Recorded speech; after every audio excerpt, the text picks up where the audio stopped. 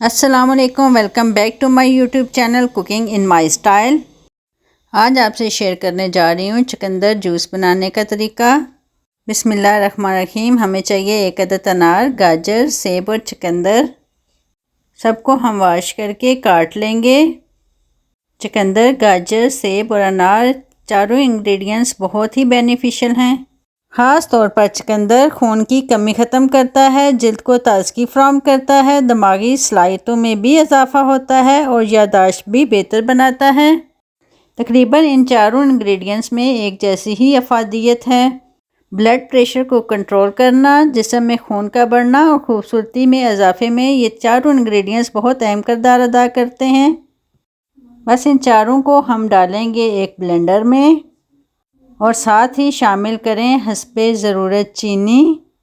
चीनी को आप स्किप भी कर सकते हैं अगर आप शुगर पेशेंट हैं। फिर इसमें जाएगा हाफ चम्मच काला नमक और 2 गिलास पानी डालकर इसको कर लें ब्लेंड। बहुत ही मज़ेदार और ग़िज़ाइयत से भरपूर ड्रिंक रेडी होने जा रहा है। चलें जी, इन तमाम इंग्रेडिएंट्स को ब्लेंड करने के बाद हमें चाहिए एक छन्नी। इस छन्नी की मदद से हम चुकंदर के इस मज़ेदार से जूस को छान लेंगे।